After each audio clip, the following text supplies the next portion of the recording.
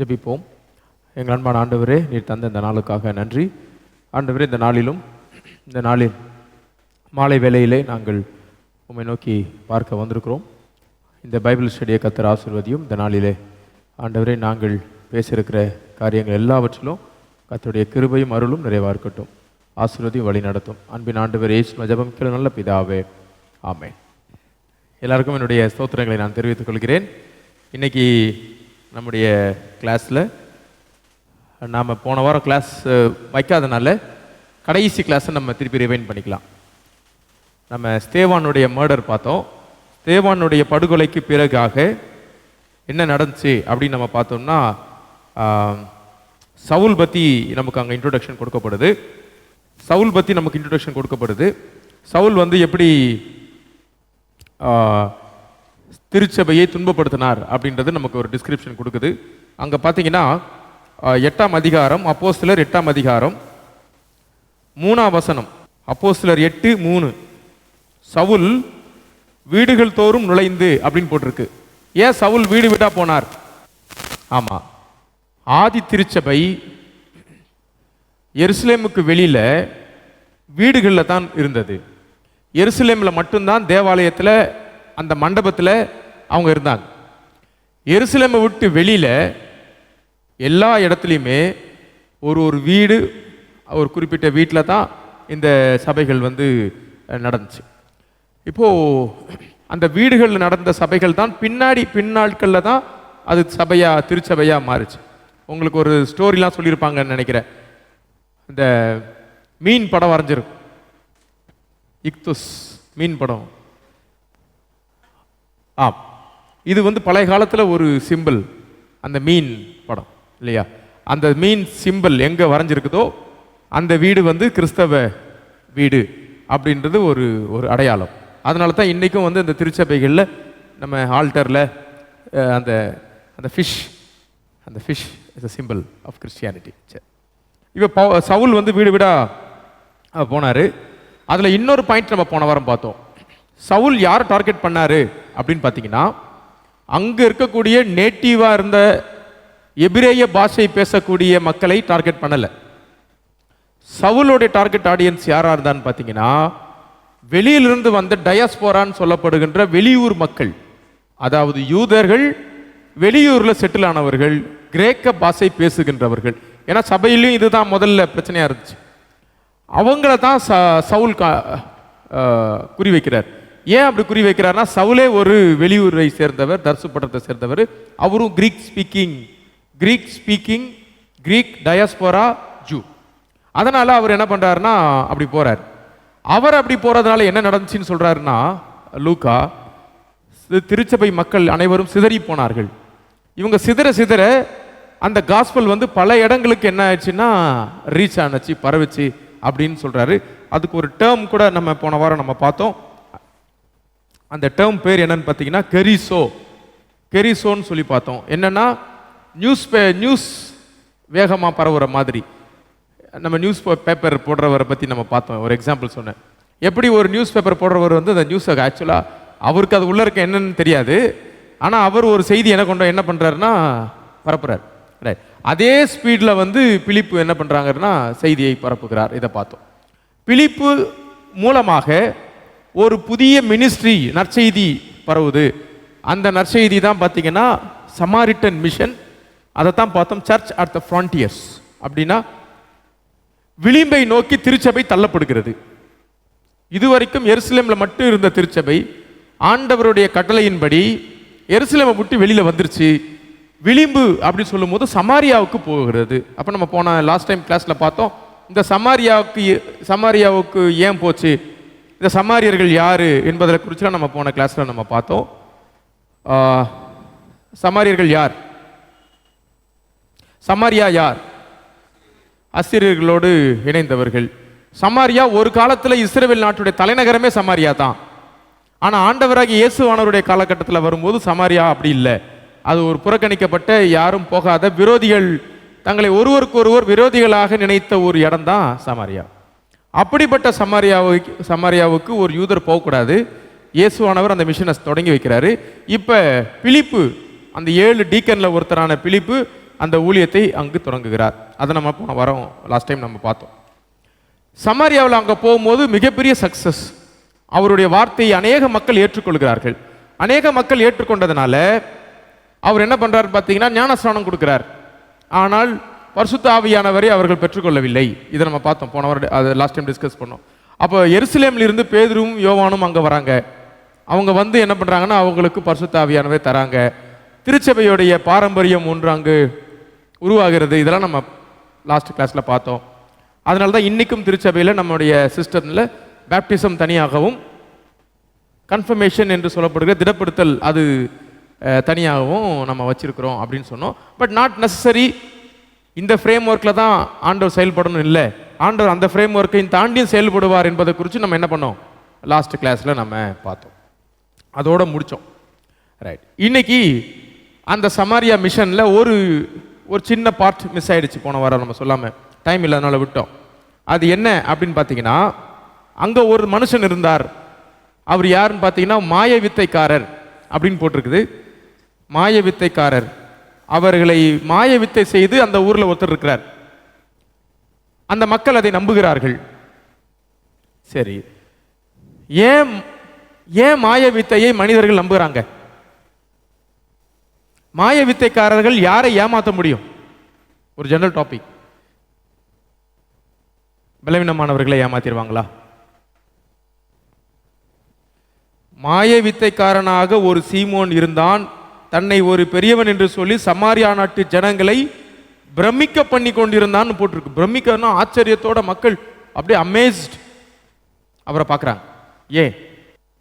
ஏன் நம்ம அப்படி ஆகிறோம்?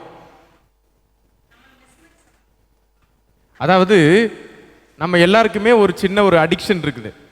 என்னன்னா, நேச்சுரலாக நடைபெறுகின்ற ஒரு காரியங்களை தாண்டி சூப்பர் நேச்சுரலான விஷயங்களை என்னால் செய்ய முடியும் அப்படின்னு கிளைம் பண்ணுறவங்க மேலே இயல்பாகவே நமக்கு ஒரு அட்ராக்ஷன் தோன்றுகிறது.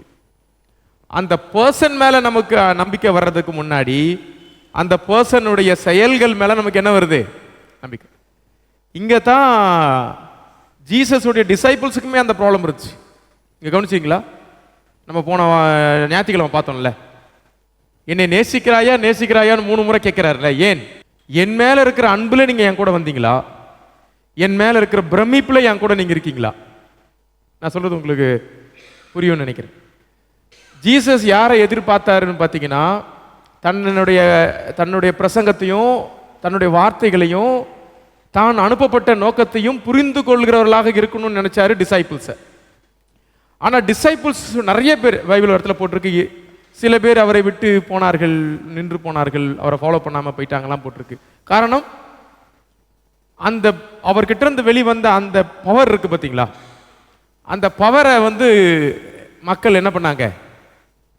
அமேசிங்காக பார்த்தாங்க. அவங்க தான் வந்து யாருன்னு பார்த்தீங்கன்னா, வழி அருகே விழுந்த விதைகளுக்கு ஒப்பிடலாம். அவங்கள தான்.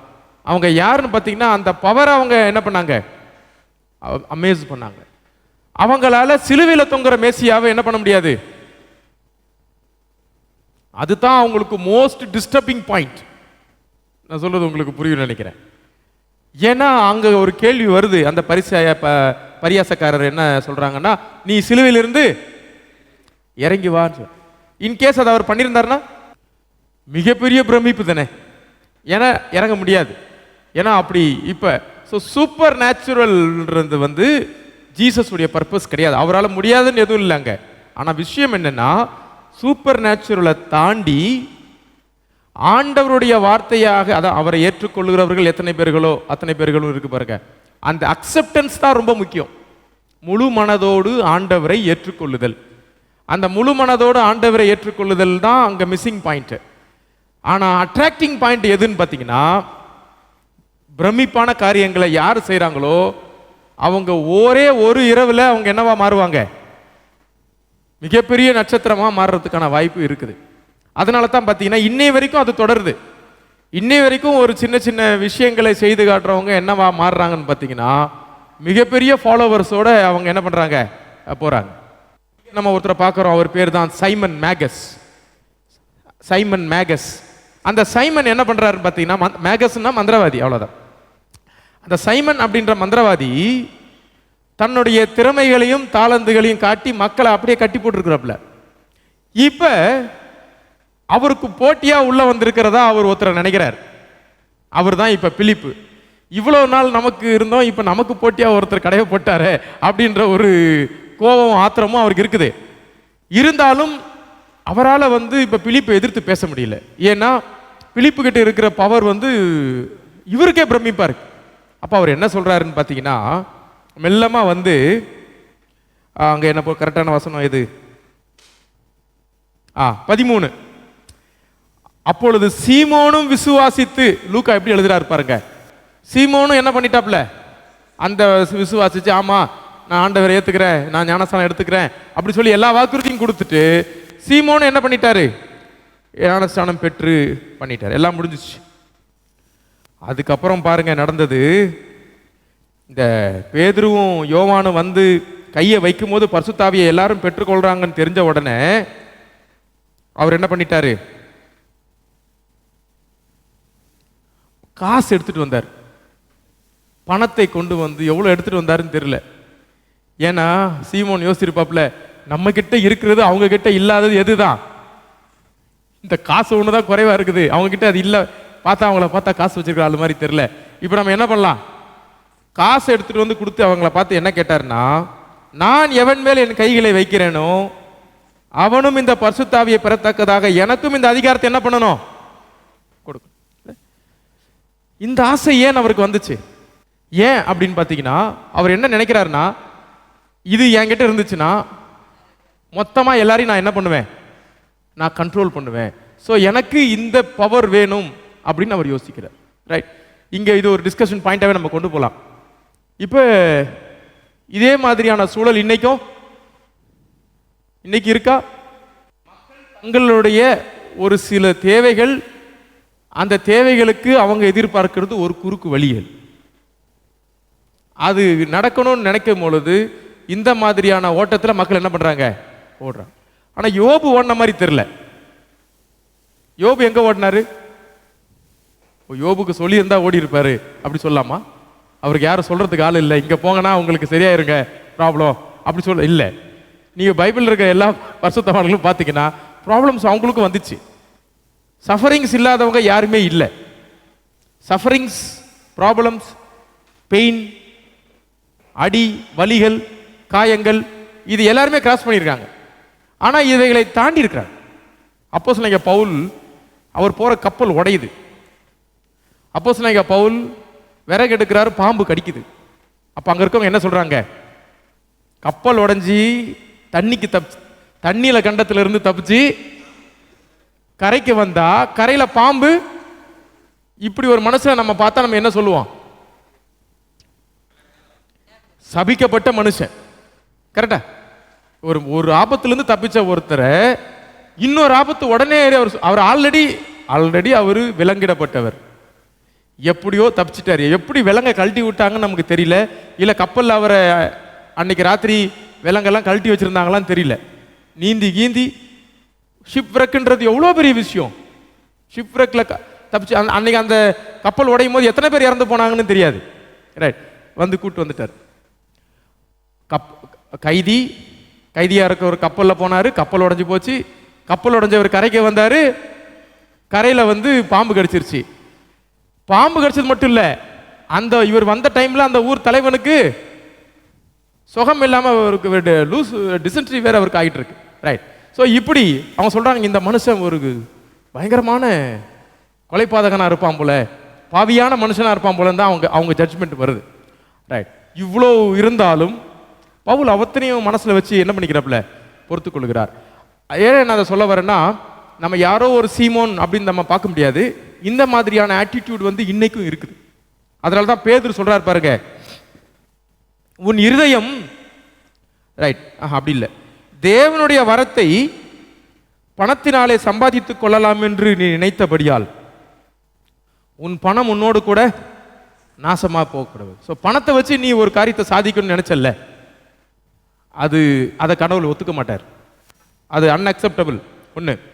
ரெண்டாவது என்ன சொல்றாருன்னா, உன் இருதயம் தேவனுக்கு முன்பாக என்ன இல்லை, செம்மையா. செம்மையா இல்லைன்னா என்ன அர்த்தம்? நேர்மையா. உன் இன்டென்ஷன் வந்து தப்பான இன்டென்ஷன். இதுதான் பிரச்சனை. இன்டென்ஷனை தான் கடவுள் பார்க்குறாரு. கடவுள் நமக்கு கொடுத்துருக்கிற தாளந்தை நாம் எப்படி பயன்படுத்துகிறோன்ற கடவுள் நம்மக்கிட்ட பார்க்குறதே நம்முடைய இன்டென்ஷன் தான். இன்டென்ஷன்னா நம்முடைய நோக்கம், நோக்கம் தான். ஸோ சீமோனுடைய நோக்கம் பரிசுத்த ஆவியானவரை பெற்றுக்கொள்வது அல்ல. சீமோனுடைய நோக்கம் ஞானஸ்நானம் பெற்று திருச்சபையில் சேருவதும் அல்ல. சீமோனுடைய நோக்கம் ஒன்னே ஒன்று தான். நான் பிரமிக்க வச்சேன் இவ்வளோ நாள், எனக்கு போட்டிக்கு ஒரு ஆள் வந்துட்டாப்ல, இப்போ அவரை பீட் பண்ணுறதுக்கு எனக்கு ஒரு பவர் வேணும். இப்படிப்பட்ட ஒரு இன்டென்ஷன் இருந்ததுனால அவருக்கு சாபம் கொடுத்துட்டாங்க. ஸோ அவர் ரிஜெக்டட் அப்படின்ற ஒரு ஒரு மோசமான சுச்சுவேஷனுக்குள்ளே அவர் போயிட்டார். சரி, ஸோ பிலிப்புடைய மிஷன் அடுத்து மூணாவது நபரை சந்திக்கிறார். இப்போ ஃபர்ஸ்ட், செகண்ட், தேர்ட், மூணாவது ஃபேஸ். மூணாவது ஃபேஸில் ஆண்டவர் அவரை பார்த்து என்ன சொல்றாரு பாருங்க. 26ஆம் வசனம். நிறைய ஊர்ல பிரசங்கம் பண்ணிட்டு ரிட்டர்ன் வந்த அவரை பார்த்து, கர்த்தருடைய தூதன் பிலிப்பை நோக்கி, நீ எழுந்து தெற்கு முகமா எருசலேமிலிருந்து காசாவுக்கு போயிருன்னு சொல்லி. காசா இன்றைய செய்திகள்ல காசா இல்லாம நம்ம பார்க்கறது இல்லைல்ல. ரைட், ரொம்ப சந்தோஷமான விஷயம். என்னன்னா பைபிள்ல முக்கியமான ஒரு பிளேஸ் காசா. யோர்தான், சவக்கடல், ரைட், கலிலேயா. சரி, இந்த இடத்துல வரக்கூடிய இன்னும் டவுன் இந்த இடத்துல வரக்கூடியது தான் காசா. சமாரியா மேபி இந்த இடத்துல வரக்கூடியது. ஸோ இந்த காசா, இதுக்கப்புறம் நீங்கள் போனீங்கன்னா இந்த இடம் வந்து எகிப்து, நமக்கு நல்லா தெரியும், ஆப்பிரிக்கா, ரைட், செங்கடல் இதெல்லாம் இருக்கு.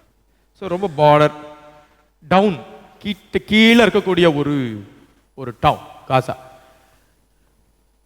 இதில் ஒரு இன்ட்ரெஸ்டிங்கான ஒரு விஷயம், ஒரு இறையியல் அறிஞர் என்ன சொல்றாருன்னா, ஆண்டவர் அவரை பார்த்து என்ன சொல்றாரு பாருங்க, நீ எழுந்து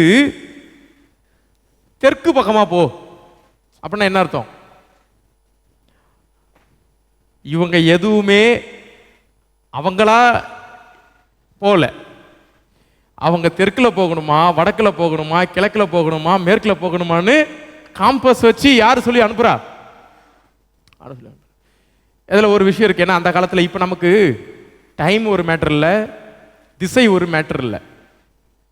ஆனா அந்த காலத்துல டைம் ஒரு மேட்டர், திசை ஒரு மேட்டர்.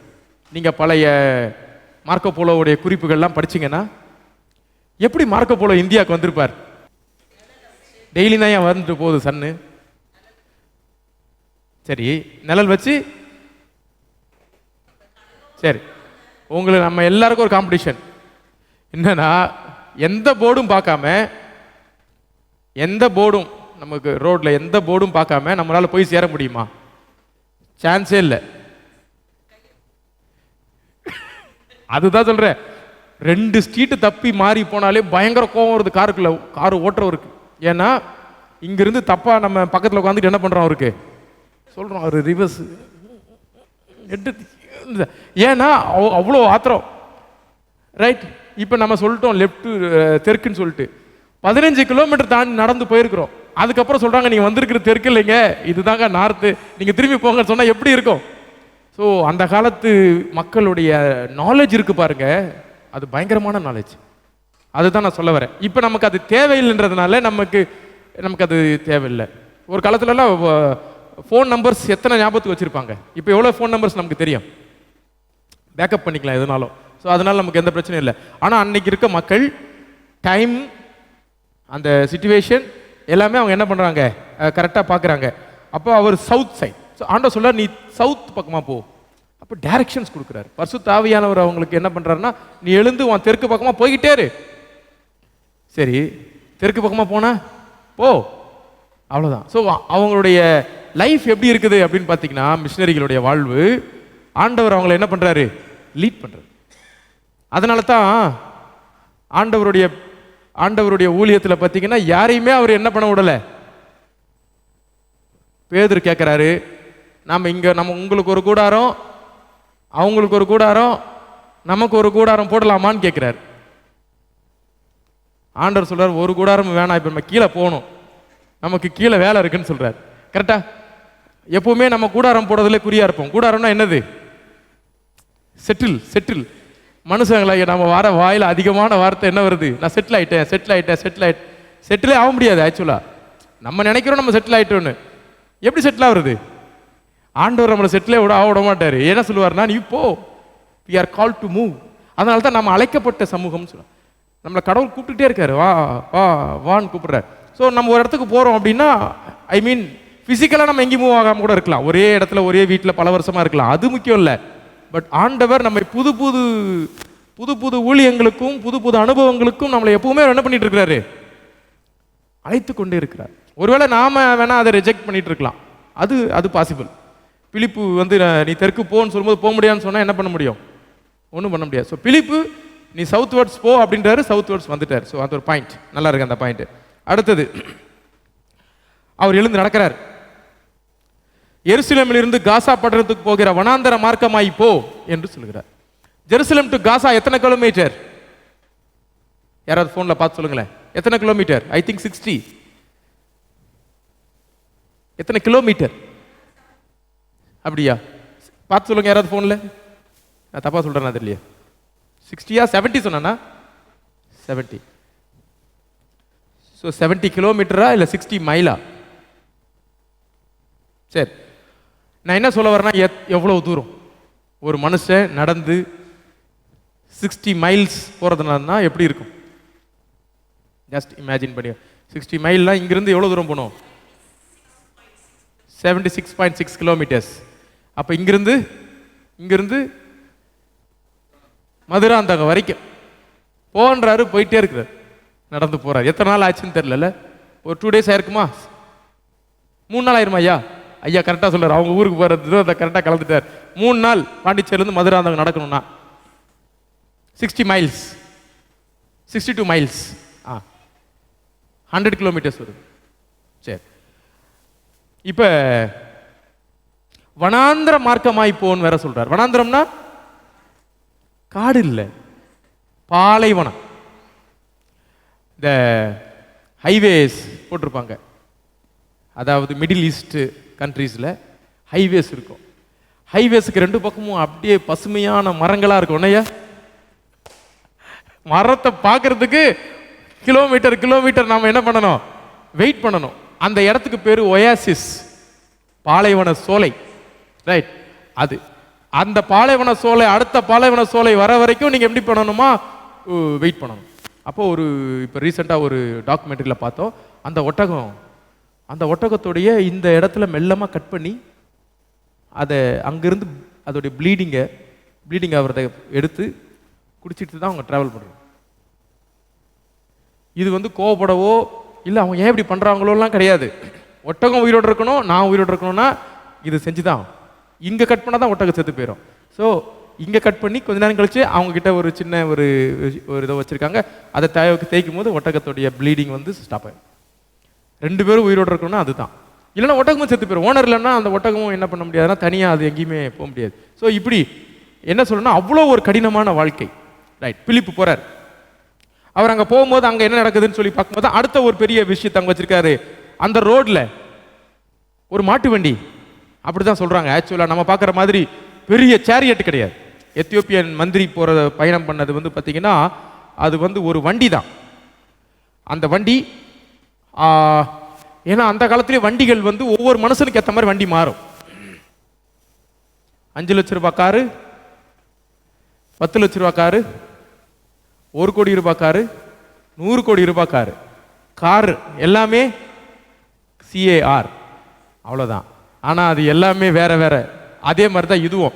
ஸோ எத்தியோப்பியா இங்கே மந்திரி ரதம்னு சொல்லும் போது என்ன சொல்றாங்கன்னா, அங்கே லூக்கா பயன்படுத்துகிற வார்த்தை வந்து ரதம்னு சொல்றது வந்து மாடு இழுக்குகிற ரதம். மாடு இழுக்கிறதுனால தான் நம்மளால ஆண்டவர் சொல்றாரு, நீ ஓடிப்போ என்ன பண்ணு அதை புடின்னு சொல்றாரு. மாட்டு வண்டியை பிடிச்சிட முடியும், பட் ஹார்ஸ் இழுத்துட்டு போற இதை வந்து என்ன பண்ண முடியாது, பிடிக்க முடியாது. ரைட். அங்க போகும்போது ஒரு மனுஷன் அங்க இருக்கிறார்.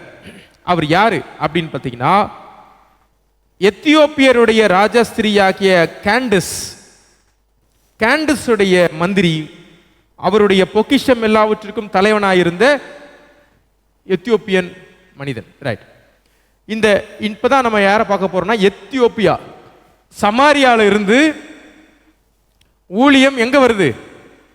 எத்தியோப்பியாக்குள்ள வருகிறது. சும்மா உங்களுடைய இதுக்காக ஒரு நம்ம மேப்ல புரிஞ்சுக்கிட்டாதான் மறக்க முடியாது. இது அரேபியா, இது இந்தியா. ஓகே, சும்மா பேசிக்கா இது இந்தியா, இதுதான் ஆப்பிரிக்கா, இதுதான் வந்து எகிப்து, இதுதான் வந்து நுபியா அப்படின்னு சொல்லப்படுகின்ற இன்றைய எத்தியோப்பியா. எத்தியோப்பியா இதுதான் எருசலேம், இது காசா. ஸோ இங்கே ஒரு மெயின் ரோடு இருக்கு, அப்புறம் மாட்டு வண்டி செங்கடலை கடக்குமான்னு கேட்காதீங்க. ஆக்சுவலாக போகிறதுக்கு பாதை இருக்கு, இப்பயும் இருக்கு, அப்பயும் இருக்கு. லேண்ட் ரூட்டு தான். இப்போ தான் என்ன பண்ணியிருக்கிறாங்க அப்படின்னு பார்த்தீங்கன்னா, இந்த இடத்த வந்து சூயஸ் கெனால் அப்படின்னு சொல்லப்படுகிற செயற்கையான ஒரு கெனால் வச்சு ரெட் சீயும் அந்த மத்திய தரைக்கடலையும் கடந்திருக்கிறாங்க. ரைட். அப்போ இஸ்ரேல் மக்கள் அந்த ரூட் வழியாக போகலை. ஏன் போகல? மோசே ஏன் அவங்களை அந்த பக்கமாக கூட்டு போகல? ஏன் கடலை கிராஸ் பண்ணாங்க? ஆமாம், அங்கே போனீங்கன்னா அவங்களுடைய ரூட்டில் வந்து அவங்க செக் போஸ்ட் இருக்கும். அதை தாண்டி மோசேவை கண்டிப்பாக என்ன பண்ண முடியாது, போக முடியாதுன்னு சொல்லி தான் மாத்து பாதையில் போகும்போது தான் குறுக்கில் என்ன வந்துருச்சு, கடல் வந்துருச்சு. கடலை கிராஸ் பண்ண வேண்டியதாக போச்சு. அற்புதம் நடக்குது. மற்றபடி எகிப்துக்கு நார்மல் ரூட்டில் என்ன பண்ணலாம், 40 days ட்ராவலில் நார்மல் ரூட்டில் எகிப்துக்கு போகலாம். எகிப்தை தாண்டி இருக்கிற ஊர் தான் எத்தியோப்பியா. இந்த எத்தியோப்பியா இன்னைக்கு எந்த அளவுக்கு முக்கியத்துவம் இருக்குது அப்படின்னு பார்த்தீங்கன்னா, எத்தியோப்பியாவுக்கு இன்னைக்கு ரொம்ப பெரிய முக்கியத்துவம் இல்லை. பொருளாதார ரீதியில் எத்தியோப்பியா, உகாண்டா, சொமாலியா, எரித்ரியா, அதுக்கப்புறம் வந்து இதெல்லாம் வந்து பார்த்தீங்கன்னா ரொம்ப இந்த நாடுகள் பேரெல்லாம் கேள்விப்படும் போதே தெரியும். இவங்க எல்லாருமே வந்து மிக மிக மிக மிக மிக மிக மிக வறுமையான நாடுகள். நான் நினைக்கிறேன் நம்ம ₹1 அந்த நாட்டில் 15,000 ரூபாயோ 10,000 ரூபாயோ நினைக்கிறேன். ஜஸ்ட் இமேஜின் பண்ணிக்கணும். மிக மிக வறுமையான நாடுகள். நமக்கு யாருமே டூரிசம் சர்வை பண்ணுறதுக்கு கூட அங்கே என்ன பண்ண முடியாது, போக முடியாத அளவுக்கு வன்முறை தலைவிரித்து ஆடுகின்ற ஒரு நாடுகள் இன்னைக்கு. பட் இதுக்கு முந்தின காலகட்டங்களில் அவைகளெல்லாம் உலகத்தில் மிகப்பெரிய வல்லரசுகளாக இருந்து நல்ல சிறப்பாக இருந்த நாடுகள். அதிலும் கிறிஸ்தவத்துக்கு அப்படின்னு வரும்பொழுது எத்தியோப்பியா தான் ஒன் ஆஃப் தி என்ன சொல்றது oldest Christian countries in the world. ஒரு சில பிக்சர்ஸ் உங்களுக்கு காட்டணும்னு பார்த்தேன். எத்தியோப்பியன் ஆர்த்தடாக்ஸ் சர்ச்சு தான் இன்னைக்கு டேட்ல உலகத்திலே பழைய சர்ச். அதுதான் எத்தியோப்பியன் ஆர்த்தடாக்ஸ் சர்ச்சு தான் உலகத்திலே பழைய சர்ச். நீங்க என்னைக்காவது ஒரு நாள் நேஷனல் ஜியோகிராஃபிக்ல எத்தியோப்பியா பத்தி வரும்போது மிஸ் பண்ணாம பார்த்துருங்க. ஏன்னா எத்தியோப்பியாவுடைய பாரம்பரியமே கிறிஸ்தவ பாரம்பரியம் தான். எத்தியோப்பியன் சர்ச்சை பத்தி சொல்லணும்னா இப்பதான் பார்த்தா அமேசான்ல எத்தியோப்பியன் பைபிள் இருக்குது. எத்தியோப்பியன் பைபிள் தான் உலகத்திலே ஓல்டஸ்ட் பைபிள். 450 rupees தான். 84 புக் இருக்கு. எத்தியோப்பியன் பைபிள் இருக்கிற புக் வந்து வேற எந்த பைபிளையும் கிடையாது. எத்தியோப்பியாவுடைய பைபிள் இருக்கக்கூடிய புஸ்தகம் பழைய ஏற்பாட்டில் பாருங்க. இதெல்லாம் நமக்கு தெரிஞ்சது. புக் ஆஃப் ஜூபிலி புதுசா இருக்க சொல்ற பாருங்க. எஸ்ரா செகண்ட், எஸ்ரா 3, 4 இருக்கு பாருங்க. தோபித்து, யூதித்து, 19 எஸ்தர், மக்கபீஸ். யாரோ மக்கபீஸ் 2 தான் இருக்குன்னு சொன்னீங்க பாருங்க. மக்கபீஸ் 3வது மக்கபீஸ் இருக்கு பாருங்க. மக்கபி 3. நியூ டெஸ்டமென்ட் புக்ஸ் பாருங்க. காஸ்பல் 4. நாம 4 காஸ்பல் சொல்லி முடிவு பண்றதுக்கு முன்னாடியே எத்தியோப்பியன்ஸ் 4 காஸ்பலை முடிவு பண்ணாங்க. அவங்க நமக்கு முன்னாடியே முடிவு பண்ணிட்டாங்க. நம்ம கிட்ட 4 காஸ்பல் வரதுக்கு முன்னாடியே எத்தியோப்பியன் கிட்ட 4 காஸ்பல் வந்துருச்சு. வேற என்ன புக் புதுசா வச்சிருக்காங்க? புக் ஆஃப் ஹெரல்ட், கிட்ஸ்யூ, அப்டில்ஸ். இதெல்லாம் அவங்க language, Coptic language. Book of Dominos, right, book of Dominos, second book of Dominos. Book of Clement நம்ம ரிஜெக்ட் பண்ணிட்டோம், பட் அவங்க கிளமெண்ட் வச்சிருக்காங்க. ரைட். 66 படிக்க கஷ்டமா இருக்குது. இதுல இப்ப 84னா எங்க போறது? ரைட். உங்களுக்கு இன்ட்ரெஸ்ட் இருக்குன்னா நீங்க வாங்குங்க, வாங்கி பாருங்க. இங்கிலீஷ் தானே, வாங்கி பாருங்க.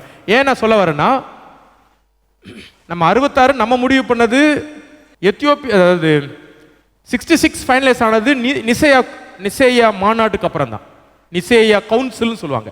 நிசேயா கவுன்சில் 325 325 நடந்தது தான் நிசேயா கவுன்சில். நிசேயா கவுன்சிலுக்கு அப்புறம் தான் நம்ம கிட்ட இருக்கிற பைபிள் வந்து ஃபைனலைஸ் ஆச்சு. 66 சொல்லி ஸ்டாண்டர்டைஸ் பண்ணப்பட்டது. ரைட். அதுவும் 66 ஸ்டாண்டர்டைஸ் பண்ணப்படல. 66 பிளஸ் 7, 66 + 7. நமக்கு மார்ட்டின் லூத்தருடைய காலகட்டத்தில் தான் 500 இயர்ஸ்க்கு முன்னாடி தான் 66ன்றது என்ன பண்ணுச்சு, நாம் அந்த 7 நம்ம என்ன பண்ணிட்டோம், வேண்டாம் நம்ம 66 மட்டும் போதும் அப்படி சொல்லி நம்ம முடிவு பண்ணோம். இது எல்லாத்துக்கும் முன்னாடியே, இந்த 325க்கு முன்னாடியே ஃபைனல் பண்ணது தான் அவங்க. அந்த அவங்க பைபிள் டிராயிங்ஸோட வரும். Coptic language, Coptic cross. Coptic கிராஸ்ன்னு சொல்றது ஒரு இதுதான் காப்டிக் சிலுவை. சமமா இருக்கும், ரொம்ப ரொம்ப ட்ரெடிஷனல். அந்த சர்ச் எப்படி தெரியுமா கட்டியிருக்காங்க, எத்தியோப்பியன் ராக் சர்ச். தெரியுதா உங்களுக்கு சர்ச் எங்க இருக்குன்னு? நல்லா கவனிங்க. சர்ச்சு பூமிக்கு அடியில் இருக்கு. மேல இருந்து பாத்தீங்கன்னா சர்ச்சுக்கு வந்து நீங்க உள்ள போகணும். சர்ச்சுக்கு நீங்க இப்படி போக முடியாது, சர்ச்சுக்கு நீங்க உள்ள போகணும். ஒரே கண்டிஷன், சர்ச்சுக்கு வர யாரா இருந்தாலும் ஒயிட் ட்ரெஸ்ல தான் வருவாங்க. எல்லாருமே கேசக் போட்டிருப்பாங்க சர்ச்சுக்குள்ள. எப்படி இருக்கும்? இப்போ நான் ஒரு எத்தியோப்பிய சர்ச்சுக்கு நானும் போயிருக்கேன். கேசக்கு உங்களுக்கு இல்லைன்னா அங்கே கேசக் இருக்கும், தொங்கும். நம்ம கோயர் மாதிரி நம்ம எடுத்து என்ன பண்ணிக்கலாம், போட்டுட்டு சர்வீஸ் முடிகிற வரைக்கும் இருக்கலாம். பட் மேக்சிமம் நின்றுட்டு தான் இருக்கும் சர்வீஸ். ஏன்னா ஆர்த்தோடாக்ஸ் சர்ச்சஸ் எல்லாமே, பழைய சர்ச்சுகள் எல்லாமே பெஞ்சஸ் இருக்காது மேக்சிமம். இப்போ இருக்க சர்ச்சஸ் தான் பெஞ்சஸ் போடுறாங்க. அப்போ இருக்க சர்ச்சஸ் எதுவுமே பெஞ்சஸ் கிடையாது. அங்கே அதிகமாக அந்த புகை, இன்சென்ஸ் புகை அதிகமாக போடுவாங்க. பட் நின்றுட்டு தான் இருக்கணும். ரொம்ப ஒரு பெரிய பாரம்பரியம். நீங்கள் இப்போ நான் இவ்வளோ சொன்னதுனால நீங்கள் என்ன பண்ணுங்க, அந்த எத்தியோப்பியா பற்றி இன்னும் கொஞ்சம் படித்து இன்னும் கொஞ்சம் விஷயங்களை நீங்கள் தெரிஞ்சுக்கோங்க. சரி, இதுக்காக அவங்க ஒரு பிரெட்டு செய்கிறாங்க. இதுக்காக ஒரு பிரெட்டு செய்கிறாங்க. அந்த பிரெட்டு வந்து ரொம்ப ரொம்ப ஃபேமஸ். அந்த பிரெட்டு அது எவ்வளோ டேஸ்ட்டாக இருக்கும்னு எனக்கு தெரியல. ஆனால் பெரிய வெள்ளிக்கிழமைக்கு முன்னாடி, அந்த பெரிய வியாழன் அன்னைக்கு அவங்க என்ன பண்ணுறாங்கன்னா, அந்த பெரிய வியாழன் அனுசரிக்கிறதுக்காக ஒரு பிரெட்டு செஞ்சு எடுத்துகிட்டு வராங்க. நீங்கள் அந்த பிரெட்டு வந்து நான் ஹிஸ்ட்ரி டிவியில் தான் பார்த்தேன். ஏன்ஷியன்ட் ஃபுட் அப்படின்னு சொல்லப்படுகிற ஃபுட்டில் இதுவும் வருது, எத்தியோப்பியன் பிரெட். அது வந்து அந்த பிரெட்டு சாப்பிட்றதுக்காக அந்த ஊரில் இருக்கிற யாருமே என்ன பண்ண மாட்டாங்கன்னா, லிக்குவர் என்ன பண்ண மாட்டாங்க, மதுபானம் அருந்தாம they will wait for 4-5 days. அந்த நாட்டில் யாருமே என்ன பண்ண மாட்டாங்க, மதுபானமே அருந்த மாட்டாங்க.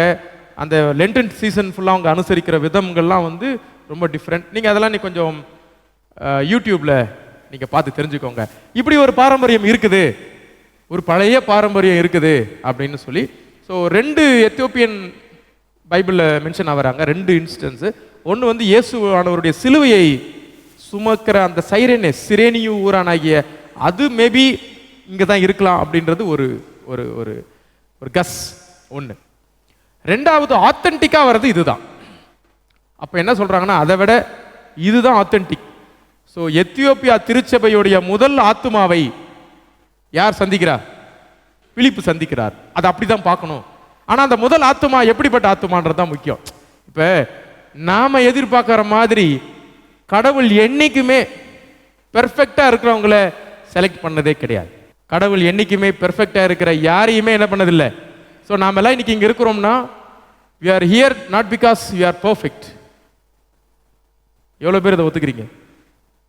எல்லாரும் ஒத்துக்கிறீங்க இல்லை? நம்ம எல்லாரும் ஒத்து தான் ஆகணும். கடவுள் நம்ம பெர்ஃபெக்டாக இருக்கிறதுனால நம்ம செலக்ட் பண்ணலை, நம்ம பெர்ஃபெக்டாக இல்லாதனால தான் செலக்ட் பண்ணியிருக்கிறார். அதனால நாம என்னைக்குமே எப்பவுமே பெர்ஃபெக்ட் இல்லாதவங்களை நம்ம தூசிக்காம அவங்களை எப்படி சேர்த்துக்கிறதுன்றதை பற்றி மட்டும்தான் நம்ம என்ன பண்ணணும், யோசிக்கணும். அதைத்தான் இங்கே யோசிக்கிறோம். இந்த மனுஷன் பெர்ஃபெக்ட் இல்லைன்றதுக்கு என்னெல்லாம் உதாரணமாக எடுத்துக்கலாம், என்னெல்லாம் இருக்கு சொல்லுங்க. ஃபர்ஸ்ட் அவருடைய ஸ்கின் கலர். எத்தியோப்பியன் வேர்ல்டில் டார்க்கஸ்ட் பீப்புள், ரைட்? எத்தியோப்பியன் தான் வேர்ல்டில் டார்க்கஸ்ட் பீப்புளாக கன்சிடர் ஆகுறாங்க. ஏன்னா எல்லா ஆப்பிரிக்கன்ஸுமே டார்க்காக இருக்க மாட்டாங்க. அது மாதிரி ஆப்பிரிக்கா வந்து வெள்ளை வெளியில் இருக்கிற ஆப்பிரிக்கன்ஸும் இருக்கிறாங்க, ரைட்? அதனால எத்தியோப்பியன் சைடில் இருக்கக்கூடியவங்க தான் ரொம்ப ரொம்ப டார்க். பைபிள் ஒரு வசனம் இருக்கு, டால் ஆல்சோ. அவங்க அம்மா அஜானுபாகுவா வருவாங்க, பயங்கரமாக இருப்பாங்க, ரைட்? அவங்க இப்போ பைபிள் வசனம் இருக்குது, எத்தியோப்பியன் சிவிங்கி தன் புள்ளிகளையும் எத்தியோப்பியன் தனது தோலையும் மாற்றக்கூடுமா அப்படின்னு பைபிள் ஒரு வசனம் இருக்கு. ஆனாலும் அப்படின்னு வருவார். என்னன்னா அது ஒரு சொல்றதுக்காக அப்படி சொல்றாங்க. ஏன்னா அவங்களுடைய நிறம் வந்து அழகிய கருமை, அழகிய கருமை நிறம்னு சொல்ல வர. அப்போ வந்து ஏன்னா அவங்களுடைய பிளாக் எப்படி இருக்குன்னு பார்த்தீங்கன்னா, நம்மளுடைய பிளாக் எப்படின்னா கொஞ்சம் கொஞ்சம் நம்ம ஷேட் ஆயிரும். வெள்ளையிலையும் ஷேடாக தான் இருப்போம், பிளாக்லையும் ஷேடாக தான் இருப்போம். நம்மளது வந்து ஒரு மாதிரி இந்தியன்ஸ் வந்து ஓரளவுக்கு மிக்சிங்கில் போகும். ஆனால் அவங்களது பிளாக்னா எப்படி இருக்கும்? பிளாக்னா பிளாக், சும்மா பல பல பல பலன் பிளாக். சரி, ஓகே, அது அவங்களுடைய பியூட்டி, ரைட். அப்படி ஒரு மனிதன். ஸோ இன்னைக்கு நம்ம அதெல்லாம் சொல்கிறோம், அன்னைக்கு இருக்கிற மக்கள் வந்து அவங்களுக்கு அந்த அளவுக்கு முக்கியத்துவத்தை என்ன பண்ணணும்ல, கொடுக்கல. ஸ்லேவரியில் பார்த்தீங்கன்னா பிளாக் பீப்புள் தான் வீட்டு வேலை செய்கிறது எதுனாலும் பிளாக் பீப்புள் தான், ரைட். ஒன்று. ரெண்டாவது, அந்த மனிதர் யாருன்னா அவர் ஒரு யூதர் அல்ல. மூணாவது, அவர் ஒரு யூனக். பட் அது போடாம விட்டுட்டாங்க. தமிழ் பைபிளில் அது டிரான்ஸ்லேஷனில், தமிழ் பைபிள் இல்லை, பவர் எடிஷனில் போடலை. அதில் போட்டிருக்க பாருங்க, அதில் இருக்கு. அதனால தமிழ் பைபிளில் போடலாம் இல்லை, தமிழ் பைபிளில் பவர் எடிஷனில் போடலை, திருவிவிலியத்தில் போட்டிருக்காங்க. ஆமாம். ஸோ அதனால தான் திருவிவிலியத்தை கூட வச்சுக்கணுன்றது ரொம்ப ரொம்ப முக்கியம். அங்கே என்ன போட்டிருக்காங்க படிங்க, 27 பாருங்க, 27. அவர் ஒரு அலி, திருநங்கை கிடையாது, திருநங்கை கிடையாது. நாம் அதை வேற நம்ம புரிஞ்சுக்க அழைக்கப்படும். இதில் அதை பற்றி பார்த்தீங்கன்னா ஹியூமன் செக்ஷுவாலிட்டியில் பார்த்தீங்கன்னா மோர் தென் 100 டைப்ஸ் ஆஃப் பீப்புள் இருக்காங்க. நமக்கு தெரிஞ்சது ஒரே ஒரு திருநங்கை அப்படின்னு சொல்லிட்டு நம்ம மொத்த பேரையும் அதில் நம்ம கொண்டு வரோம். பட் அவங்க ஆக்சுவலாக அவங்க அது கிடையாது. என்னன்னு பார்த்தீங்கன்னா, அந்த காலத்தில் இருக்கக்கூடிய அரசவைகளில் ஆண்களை பொதுவாக ரொம்ப க்ளோஸான வேலைக்கு ஆண்களை வச்சாங்கன்னா அவர்களை வந்து என்ன பண்ணிடுவாங்கன்னா நியூட்ரலைஸ் பண்ணிடுவாங்க. அவர்களுக்கு வந்து அவர்களுடைய சந்தானத்தை பெறுகின்ற வாய்ப்பு இல்லாமல் என்ன பண்ணிடுவாங்க, அவர்களை வந்து அன்னகராக மாற்றப்படுவார்கள். என்ன ஆகுனா, அவங்க வாழ்நாள் முழுவதும் ஒரு விதமான அழுத்தத்தில், ஒரு விதமான கவலையில் இருப்பாங்க. வெளியில் சொல்றதுக்கு ஒரு பெரிய போஸ்ட் இருந்தாலும் அவர்கள் ஒரு பட்டமரம். அதில் தான் ஒரு பைபிள் ஒரு வசனம் வரும், இனி அவன் தன்னை பட்டமரம் என்று சொல்லாதிருப்பானாக அப்படி. அந்த ஒரு ஃபீல், அதைத்தான் நம்ம பார்க்குறோம். சரி. ஸோ இந்த மனிதன் எருசலேம் தேவாலயத்துக்குள்ள நுழையறதுக்கு வாய்ப்பே இல்லை. இன அடிப்படையில், மொழி அடிப்படையில், ஈவன் அவருடைய உடல் அடிப்படையில் பார்த்தீங்கன்னா அவர் வந்து குறைபாடு உள்ளவர். எந்த அடிப்படையிலுமே அவர் எருசலேம் தேவாலயத்துக்குள்ள என்ன பண்ண முடியாது, போவே முடியாது. ஒரு வேளை ஃபர்ஸ்ட் போர்ட்டிகோன்னு சொல்லப்படுகின்ற முதல் போர்ட்டிகோலே இருந்து பலிக்கு கொண்டு வந்த பொருட்களை கொடுத்துட்டு தன்னுடைய காரியங்களை முடிச்சுட்டு பொருத்தனை நிறைவேற்றிட்டு அவர் என்ன பண்ணிடுவாரு, வந்துடுவார். அப்படிப்பட்ட ஒரு மனிதர். ஸோ வெறும் எத்தியோப்பியன் மட்டும் கிடையாது, சமுதாயத்தில் முழுவதுமாக புறக்கணிக்கப்பட்ட ஸ்டேஜில் இருக்கக்கூடிய ஒரு மனிதர். அதனால தான் இந்த மிஷன், ஆண்டவருடைய மிஷன் யாருக்கு ரீச் ஆகுதுன்னா, யார் சமுதாயத்தில் வந்து விளிம்பு நிலைமையில் தள்ளப்பட்டாங்களோ அவங்கள தான் அந்த மிஷன் என்ன பண்ணுதுன்னா ரீச் பண்ணுது. சரி. ஆனால் அந்த மனுஷன் என்ன பண்ணிட்டு இருக்கிறாருன்னு பாருங்க, ஒரு ஏசாயா தீர்க்கதரிசியுடைய ஸ்க்ரால் வாங்கியிருக்கிறார், அதை படிச்சுக்கிட்டு வர்றார். இப்போ அப்போ வந்து என்ன நம்ம பார்க்குறோன்னா, ஒருவேளை ஜெருசலமில் இந்த ஸ்க்ரால் எல்லாம் வந்து அவ்வளோ சீக்கிரத்தில் யாரும் வாங்க முடியாது. ஒருவேளை இவர் தன்னுடைய ராணிக்கு அஃபிஷியல் காப்பியாக கூட அதை என்ன பண்ணலாம், அதை கொண்டு போகிறதுக்காக கூட அவர் வாங்கியிருக்கலாம். அவருக்கு அது கிடச்சிருச்சு, அது ஒரு பெரிய விஷயம். அந்த ஸ்க்ராலை வச்சுக்கிட்டு, அதுவும் கரெக்டாக எந்த இடத்த வாசிட்டு இருக்கிறாப்ல, ஏசாயா. அந்த ஸ்க்ராலே ஏசாயா மட்டும்தான். அப்போ நமக்கு பைபிள் கிடையாது இல்லையா, ஒரே கம்பைல்டு பைபிள் கிடையாது, தனித்தனி ஸ்க்ரால்ஸ் தான். அப்போ ஏசாயா ஸ்க்ரால் வச்சிருக்கிறாரு. ஏசாயா ஸ்க்ராலில் கரெக்டாக அந்த 53ஆம் அதிகாரம் இருக்கக்கூடிய மேசையாவை பற்றி பேசுகின்ற இடத்துல அவர் இருக்கார். இப்போ அடுத்த கேள்வி, அது என்ன கேள்வினா, அவரே அந்த கேள்வியை கேட்குறாரு. இப்போ பிலிப்பு வராரு, பிலிப்பு அவரை பார்த்து கேட்குறாரு, நீர் வாசிக்கிறவைகளின் கருத்து உமக்கு தெரியுமா? ஹலோ, நீங்கள் வாசிக்கிறீங்களே, உங்களுக்கு அது புரியுதுங்களா அப்படின்னு பிலிப்பு கேட்குறாரு. இதை ஏன் இங்கே லூக்கா கொண்டு வராரு? அதுலேயும் ஒரு பெரிய பாரம்பரியம் இருக்குது. அது என்ன பாரம்பரியம் தெரியுமா? டீச்சிங். டீச்சிங் அப்படின்றது வந்து சர்ச்சுடைய மிகப்பெரிய ரோல். அதை யார் செய்ய வேண்டும் என்பதையும் சர்ச்சுடைய ரோல் இருக்கு. ஸ்க்ரால் எல்லாருக்கும் இருக்கு, ஸ்கிரிப்சர் எல்லார்கிட்டையும் இருக்கு. ஆனால் இன்டர்பிரிட்டேஷன் அப்படின்னு சொல்றதை தான் சர்ச் ஹோல்டு பண்ணியிருக்கு. அங்கே தான் சர்ச் தேவைப்படுது. ஸோ சர்ச்சுடைய பிரைமரி ரோல் என்னது? இந்த திருச்சபை எதற்காக செயல்படுகிறது இந்த இடத்துல? ஃபர்ஸ்ட் டீச்சிங் தான். டீச்சிங் தான் சர்ச்சுடைய ஃபர்ஸ்ட் மினிஸ்ட்ரி. அதுதான் சர்ச்சுடைய ஃபர்ஸ்ட் மினிஸ்ட்ரி. ஒரு பாஸ்டருடைய ஃபர்ஸ்ட் மினிஸ்ட்ரி, யாரா இருந்தாலும் அவங்களுடைய ஃபர்ஸ்ட் மினிஸ்ட்ரி டீச்சிங் தான். உங்க விசுவாசிகளா நம்ம நினைச்சுக்கிட்டாலும் விசுவாசியுடைய முதல் மினிஸ்ட்ரி என்னதுதான்? டீச்சிங். லேர்ன் பண்றோம், டீச் பண்றோம், லேர்ன் பண்றோம், டீச் பண்றோம். அதுதான் ஃபர்ஸ்ட். ஏன்னா அதுதான் பிரைமரி டாஸ்க். ஃபர்ஸ்ட் டீச்சிங், அப்புறம் டீச்சிங் ஏற்ற மாதிரி வாழ்றது செகண்ட், அது முக்கியம். ஆனா டீச்சிங் தான் பிரைமரி ரோல். அதனால தான் பாருங்க, சிதறி போனவர்கள் எங்கும் சென்று என்ன பண்ணாங்களாம்? Teaching, teaching. ஸோ சர்ச்சுடைய ஃபர்ஸ்ட் ப்ரிஃபரன்ஸே டீச்சிங் தான். அதை நம்ம மறந்துடக்கூடாதுன்றதுக்காகத்தான் அவர் வந்து என்ன சொல்றாருன்னா, யாராவது ஒருத்தர் வந்து எனக்கு சொல்லலன்னா எனக்கு எப்படி புரியும் அப்படின்ற அப்போஸ்தல நடவடிக்கைகளில் சில கேள்விகள் இருக்குது. அந்த கேள்விகள், இன்னொரு கேள்வி பார்க்க போறோம் 16ஆம் அதிகாரத்தில். அந்த கேள்வி அப்படிப்பட்ட கேள்விதான். இந்த கேள்விகள் மூலமா லூக்கா என்ன சொல்லி கொடுக்குறாருன்னா, நமக்கு ஆக்சுவலா லூக்கா யாருக்கு இது எழுதிட்டு இருக்கிறாரு? நமக்கு தான் எழுதிட்டு இருக்கிறாரு. என்ன எழுதிட்டு இருக்கிறாருன்னா, யாரோ ஒருத்தர் சொல்லனா நீங்க வெறும் ஸ்கிரிப்சரை கொடுத்துட்டு வர்றதுனால எந்த பிரயோஜனமும் இல்லை. வெறும் ஸ்கிரிப்சர் நான் ஒருத்தர் கொடுக்கறதுனால பிரயோஜனம் இல்லை. அதை நான் அவருக்கு விலைக்கு சொல்ல வேண்டியதும் யாருடைய கடமை தான். நம்ம போயிட்டு கார் ஃபுல்லா ட்ராக்ஸ், 1000 ட்ராக்ஸ், அப்ப இப்ப இல்லை, இப்ப யாரும் ட்ராக்ஸ் அவ்வளவா கொடுக்கறது இல்லை. அப்ப போன நற்செய்தி வேனு ஃபுல்லா ட்ராக்ஸ், 1000 ட்ராக்ஸ். எண்ணி ஒரு 25 நிமிஷத்துக்குள்ள 1000 ட்ராக்ஸ் என்ன பண்ணியாச்சு? கொடுத்தாச்சு. 1 மணி நேரம் அங்க இருக்கிறதுக்குள்ளேயே அங்க வேர்க்கல போடுறவர் என்ன பண்ணிட்டாரு? அந்த ட்ராக்ஸை மடிச்சு நமக்கு என்ன பண்ணிட்டாரு? வேர்க்கல கொடுத்துட்டாரு. நான் சொல்றது புரியுதா உங்களுக்கு? இப்ப நம்ம கடமை முடிஞ்சு போச்சு. என்ன கடமை? டாக்ஸை கொடுக்கணும், கொடுத்து முடிச்சாச்சு. அவர் கடமையை அவர் முடிச்சிட்டாரு. அவர் வர்ற பேப்பரை மடிச்சு என்ன பண்ணிட்டாரு? உங்களுக்கே வேர்க்கல கொடுத்து நீங்க படிங்கன்னு சொல்லி உங்களுக்கு கொடுத்து அனுப்பிச்சிட்டாரு. இப்ப என்ன சொல்ல வந்தேன்னா, இந்த கொடுத்ததுனாலையும் அவங்க படிக்கல, நம்ம ரேண்டமைஸ் பண்றோம், யாரோ ஒருத்தர் படிப்பாங்களே அப்படி சொல்லி கொடுத்துறோம். நோ, அதை கொடுக்கறது மட்டும் இல்லாமல் அதை விலைக்கு சொல்லுவதில் தான் நம்ம கடமை வந்து என்ன ஆகுது? கம்ப்ளீட் ஆகுது. ரைட்? அங்க இப்போ விலைக்கு சொல்ற போது தான் கஷ்டம். என்ன கஷ்டம் ஏற்படுது அப்படின்னு பார்த்தீங்கன்னா, இதை எப்படி சொல்றது?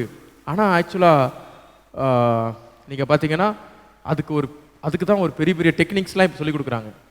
நீங்கள் எப்படி ட்ராவல் பண்ணும்போது எப்படி நம்ம பேசுறது, எப்படி நாம் ஒருத்தர் கூட நம்ம கூட பழகிற வேலை செய்கிற இடத்துல நம்ம கூடயே இருக்கிற கொலீகுக்கு நம்ம எப்படி சொல்கிறது? 30 வருஷம் வேலை செய்வோம், 20 வருஷம் வேலை செய்வோம், 15 வருஷம் வேலை செய்வோம். நம்ம எப்படி இவங்களை நம்ம அப்ரோச் பண்ணியிருப்போம்? நம்ம எல்லாருமே பண்ணியிருப்போம். கண்டிப்பாக யாருமே பண்ணாமல் இருந்திருக்க மாட்டோம். பட் அந்த அப்ரோச்சிங் எப்படி இருக்கணும், எப்படி பண்ணணும், இதெல்லாம் ஒரு டெக்னிக் தான். ஸோ இங்கே பிலிப் ஒரு டெக்னிக் யூஸ் பண்ணுறாரு. என்னங்க படிக்கிறீங்க அப்படி கேட்டு உள்ளே போயிடுறாரு. உள்ளே போனோன்னா அவர் என்ன சொல்கிறாருன்னா, ஏறுங்க உள்ளே ஏறுங்க. உள்ளே ஏறி உட்கார வச்சாச்சு, முடிஞ்சுது. அதாவது வாங்க தண்ணி குடிங்கன்னு கொடுத்தாங்களா? ஃபினிஷ்ட். என்னய்யா அவ்வளோதான். மிஷனரிஸ், அந்த கால மிஷனரிஸ் சொல்லுவாங்க, ஐயா வாங்க இந்தாங்க தண்ணி குடிங்க அப்படி சொன்னா என்ன அர்த்தம்? அவர்கள் நற்செய்திக்கு ஆயத்தமா இருக்கிறாங்க. அவங்களுக்கு சொல்லாம விட்டா இப்ப யார் மிஸ்டேக்? இப்ப மிஸ்டேக் யார் மேல இருக்கு? நீங்க வேண்டாம் நீங்க கிளம்புங்க அப்படின்னு சொல்லிட்டாங்கன்னா நீங்க தூசியை உதறிட்டு வந்துடலாம். அப்ப நமக்கு பாண்ட் இல்லை. வாங்கன்னு சொன்னதுக்கு அப்புறம் இப்ப போகாம நம்மளால என்ன பண்ண முடியாது? இருக்க முடியாது. ஸோ அது தட் இஸ் இன்விடேஷன். இப்போ அவர் என்ன இன்வைட் பண்ணியிருக்காருன்னா, கையை கொடுத்து என் வண்டியில் ஏறுங்கன்ட்டார். முடிஞ்சு இப்போ உட்காந்தாச்சு, அவ்வளோதான். இப்போ பிலிப்பு பயன்படுத்துறாரு. என்ன சொல்றாருன்னா, அவருக்கு ஒரு பெரிய சந்தேகம், எத்தனை கிலோமீட்டரா அந்த சந்தேகம் வந்திருக்குன்னு அவருக்கே தெரியாது. அவர் படிக்கிறார். ஏசாயா 53 படிச்சிருப்போம்ல, எப்படி ஆரம்பிக்கும்? எல்லாரும் எடுப்போமா? அதை இன்ட்ரெஸ்டிங்கா இருக்கும். ஏசாயா 53, எங்கள் மூலமாய் கேள்விப்பட்டதை, அதாவது one of the toughest passage to understand. கரெக்டா? அதை நீங்க இப்ப அதை பார்த்த உடனே ஒரு கேள்வியோட, புதுசா படிக்கிற ஒருத்தர் அங்க உள்ள போறாரு. அங்க என்ன போட்டிருக்குது? எங்க மூலமா கேள்விப்பட்டதை ஒருத்தரும் கேட்கலைங்க. நாங்க சொல்லி சொல்லி பார்த்தோம், யாரும் புரிஞ்சுக்கலைங்க. அவர் நமக்காக தாங்க வந்தாரு, நமக்கு சுகம் கொடுக்கத்தாங்க வந்தாரு. அவரை அடிச்சாங்க, கொடுமைப்படுத்தினாங்க, அவர் முகத்தை பார்க்குற மாதிரி இல்லாமல் பண்ணிட்டாங்க. மனுஷங்களே கொடூரமான தாக்குதல் அவருக்கு மேலே நடந்துச்சுங்க. அவர் வம்சத்தையே அழிச்சு போட்டாங்க, அவர் இல்லாம பண்ணிட்டாங்க. இப்படி பேசிக்கிட்டே போறாரு ஏசாயா. இந்த மனுஷனுக்கு கரெக்ட் தமிழ்ல சொல்றது அந்த என்ன சொல்றது, தலையும் புரியல வாழும் புரியல. இவர் யாரை பத்தி சொல்றாரு, இவர் அவரை பத்தியே சொல்லிக்கிறாரா, இவர் யாரை பத்தி சொல்றாரு? ரைட். இப்ப இவர் யாரை பத்தி சொல்றாரு நீங்க சொல்லுங்க. அங்கதான் ப்ராப்ளம் இருக்கு. யூதர்கள் எதிர்பார்த்த மேசியாவை பத்தி சொல்றாரா? நான் கேட்கிற கேள்வி கரெக்டா புரிஞ்சுக்குங்க. யூதர்கள் எதிர்பார்த்த மேசியாவை பத்தி அவர் சொல்லவே இல்லை. இதே டெக்ஸ்டை எடுத்துக்கிட்டு போய் அவர் அங்க ஒரு பரிசேயர்கிட்ட போய் காட்டியிருந்தாருன்னா பரிசேயர் என்ன சொல்லியிருப்பாரு? சாரி, ஒரு சதுசேயர்கிட்ட காட்டியிருந்தாரு, சதுசேயர் என்ன சொல்லியிருப்பாரு? இது ஒரு நல்ல மனுஷன் துன்பப்படுறாங்க அப்படி சொல்லி சிம்பிளிஃபை பண்ணி முடிச்சிருப்பாரு. ஒரு நீதிமான் துன்புறுதல், நீதிமான் துன்புறுதல் அப்படின்றது பைபிள்ல நம்ம பார்க்கிறோம். த்ரூ அவுட் தி பைபிள் சங்கீதங்களை படிச்சோம்னா சங்கீதங்கள்ல என்ன பார்க்கிறோம்? நீதிமான் துன்புறுகிறான், நீதிமான் நொறுக்கப்படுகிறான், அஃப்ளிக்ஷன். ரைட். நான் உபத்திரவப்பட்டது நல்லது, சங்கீதங்கள் அதை பத்தி தான் பேசுது. ரைட். யாரெல்லாம் ஆண்டவரை விசுவாசிக்கிறார்களோ அவர்களுக்கெல்லாம் என்ன வரும்? துன்பமும் பாடுகளும் கஷ்டங்களும் வரும். ஆனாலும் ஆண்டவர் அவர்களோடு கூட இருக்கிறார் என்கின்ற உறுதியும் இருக்கிறது. It's a general theme. அந்த ஜெனரல் தீம் தாங்க இது, வேற ஒன்றும் இல்லைங்க. நீங்க விசுவாசமா இருங்க, ஆண்டவர் உறுதியா பற்றிக்கொள்ளுங்க, பட் பாடுகள் வரும் சொல்லி சிம்பிளிஃபை பண்ணி முடிச்சிருப்பாங்க. இல்ல இல்ல, இப்ப பிலிப்பு உள்ள போனதுக்கு அப்புறம் தான் சொல்றாரு,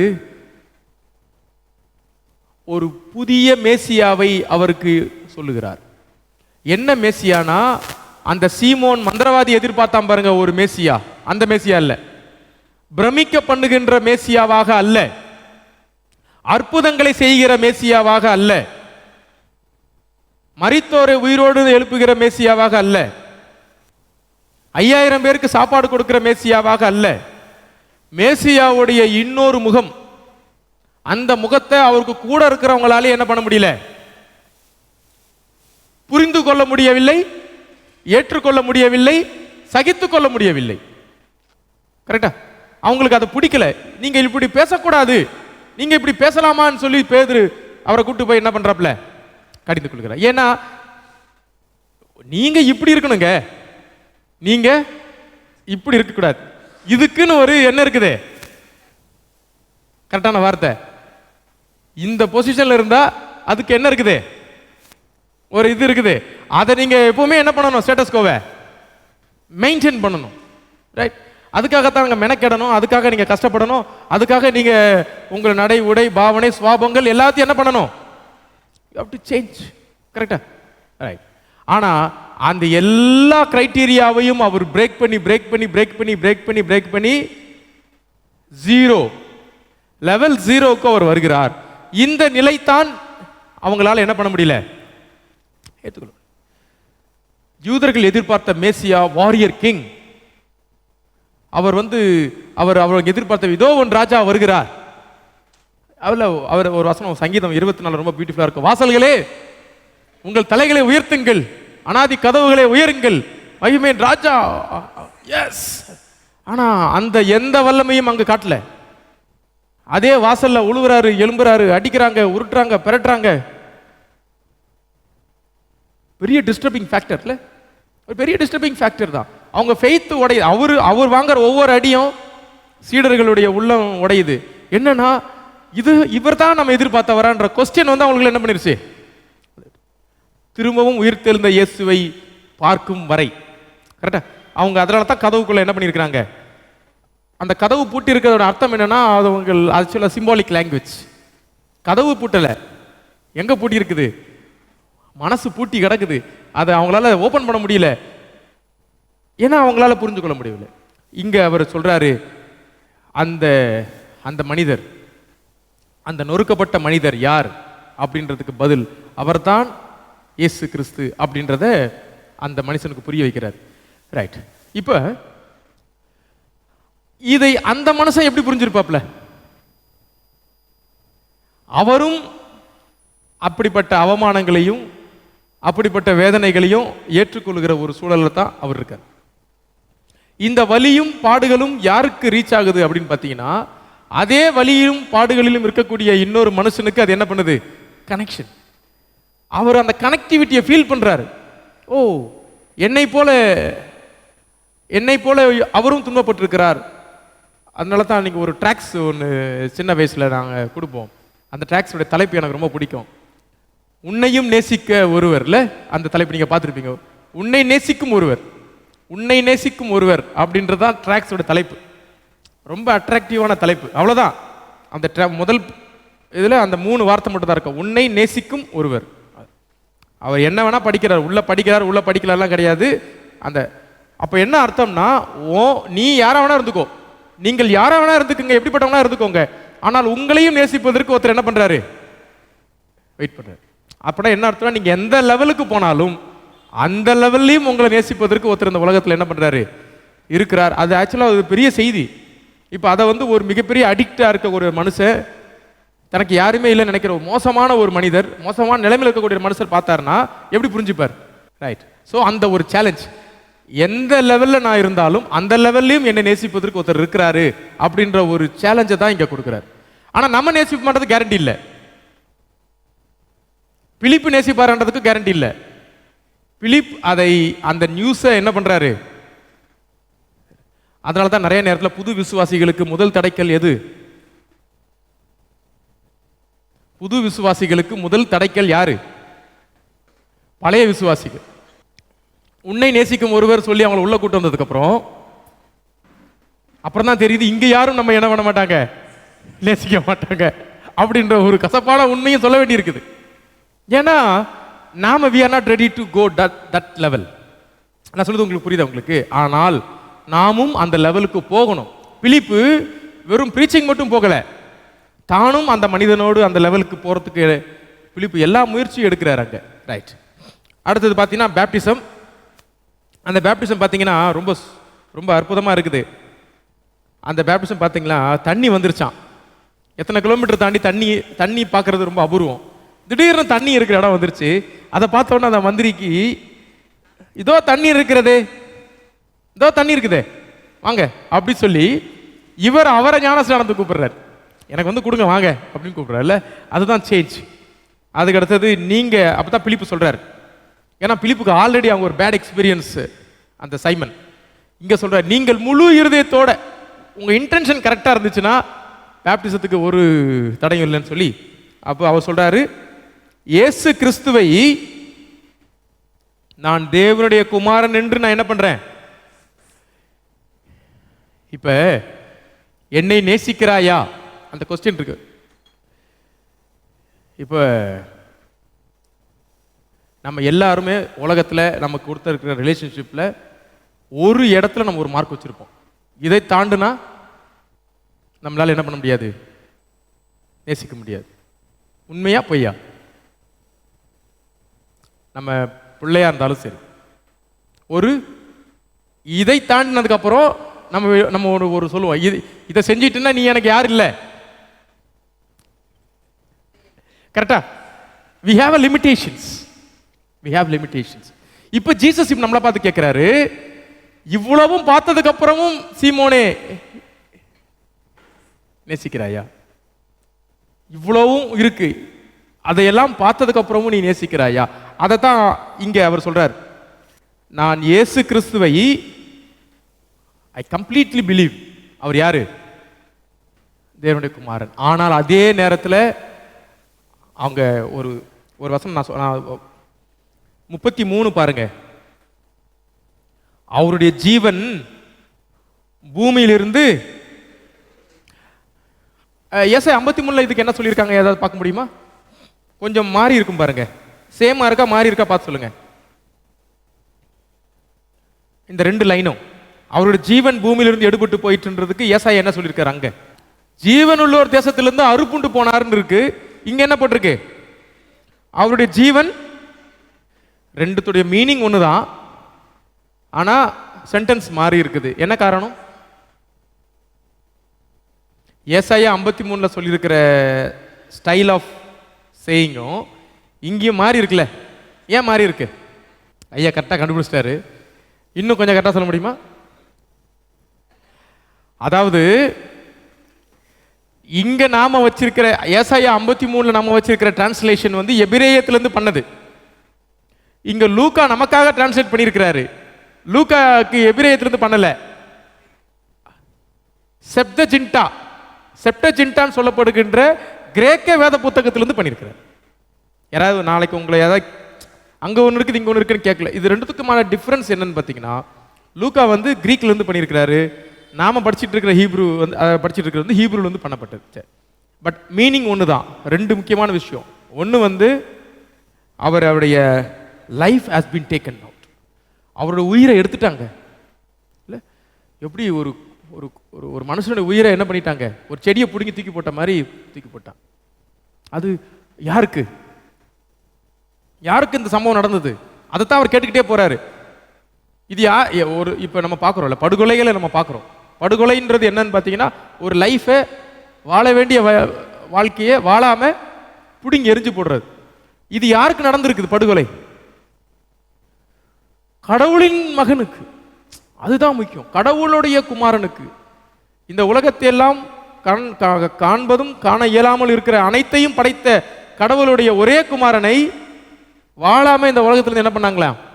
அப்படிதான் போட்டிருக்கு. அவர் அறுப்புண்டு ஜீவன் உள்ளோர் தேசம்னா நம்ம இருக்கிற இந்த தேசத்திலிருந்து அறுப்புண்டு போனார் போட்டிருக்கு. இங்க எப்படி போட்டிருக்குன்னா, அவருடைய ஜீவன் பூமியிலிருந்து எடுக்கப்பட்டது, அவருடைய வம்சமே இல்லாம பண்ணிட்டாங்கன்னு சொல்றாங்கல்ல. அப்படின்னா என்ன அர்த்தம்? கருவறுத்தல்.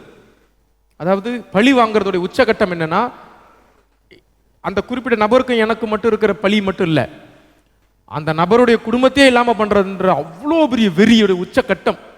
ஸோ அந்த மனுஷரை வந்து இருந்த இடம் தடையமே தெரியாம அழிச்சு போட்டாங்க. ரைட், அதை பத்தி தான் ஏசாயா பேசுறார், அந்த படுகொலையை பத்தி தான் ஏசாயா பேசுறார்.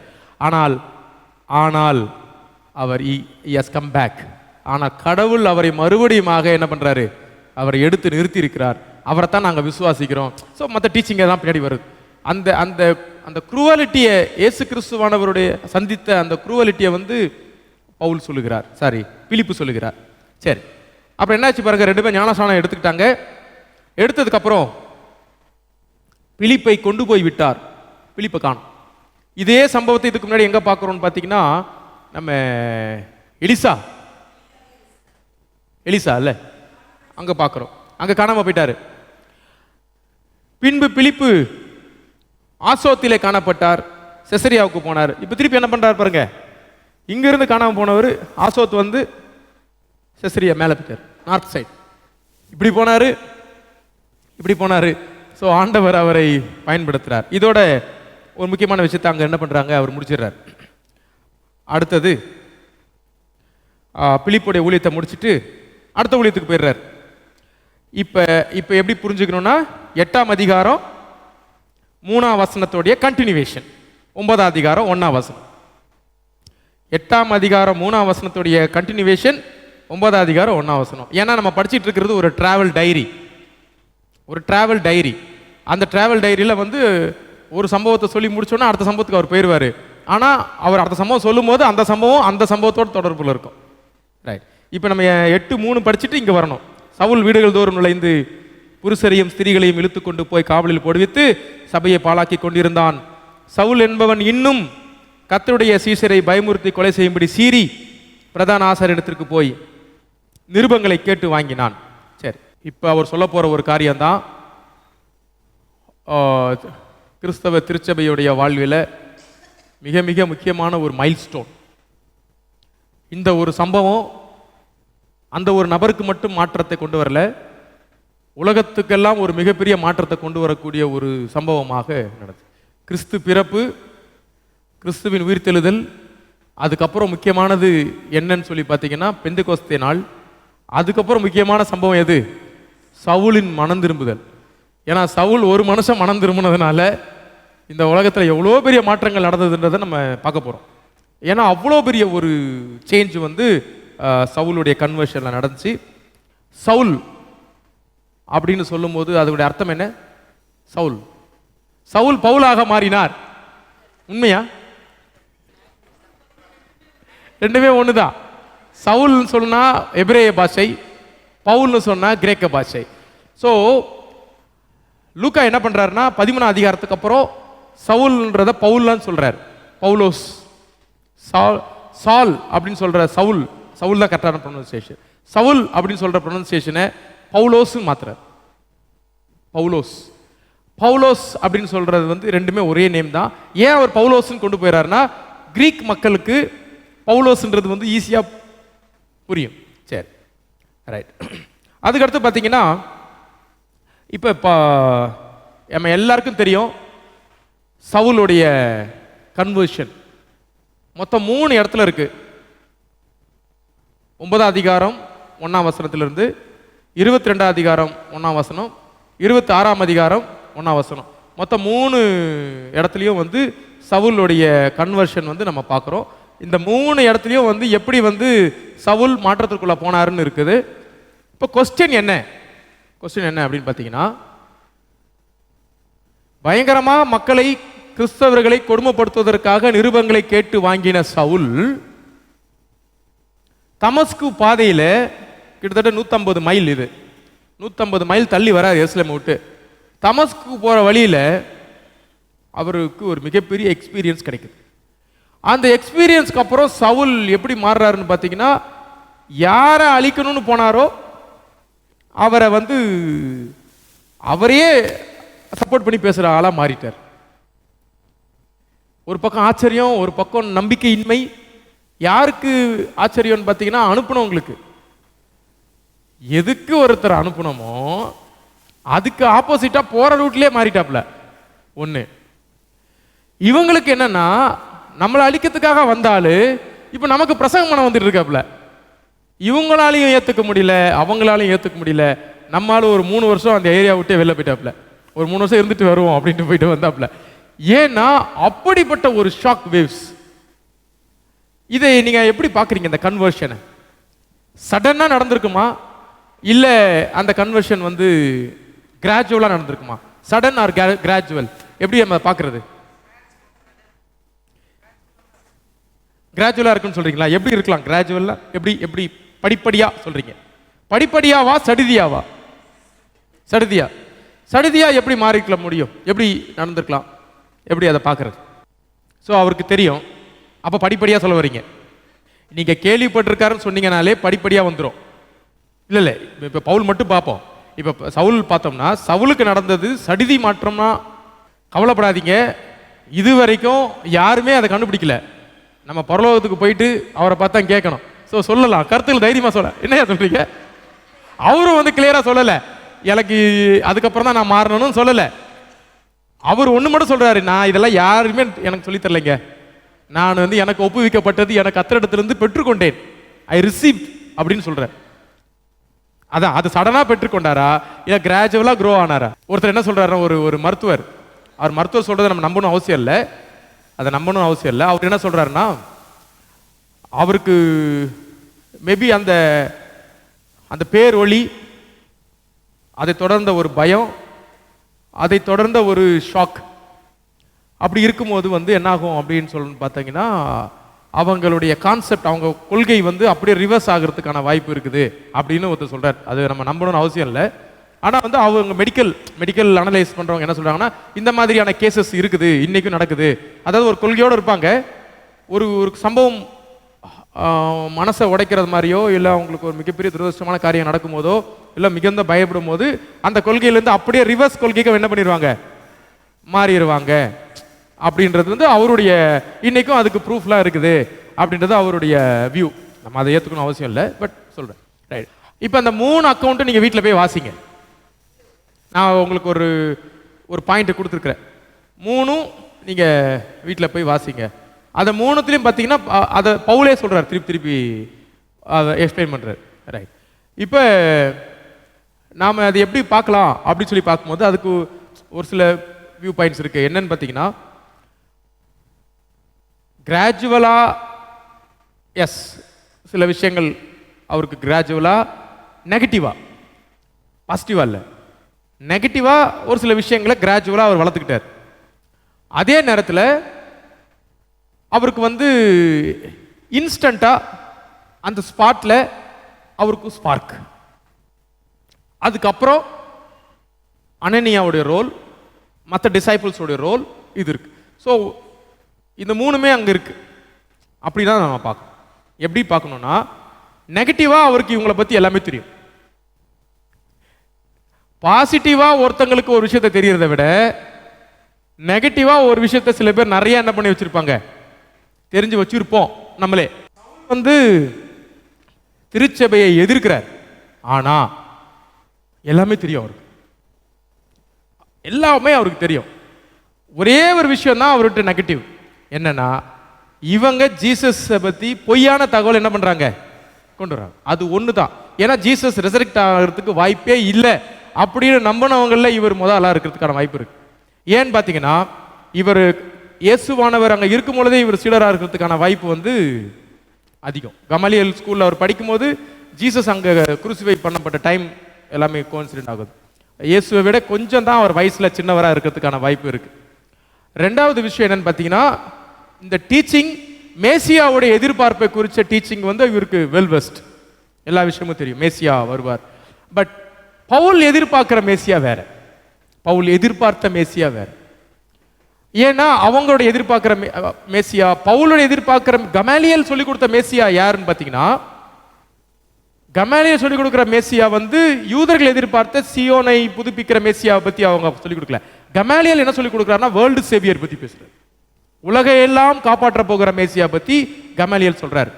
ஸோ பவுலுடைய மனசுல அப்படி இருக்குது, எருசலேமில் இருந்து வருகின்ற ரட்சகர் இந்த உலகத்தை எல்லாம் காப்பாற்றுவார்ன்ற இது இருக்கு.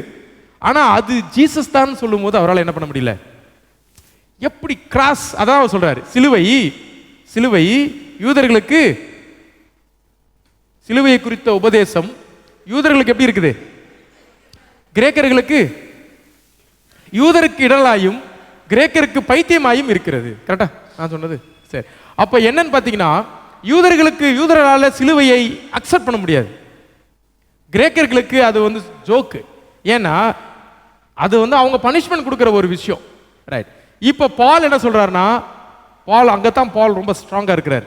என்ன ஸ்ட்ராங்கா இருக்கிறாருன்னா, பால் சப்போர்ட்ஸ் ஜுடாயிசம், பால் அப்போசஸ் ஜுடாயிசம்.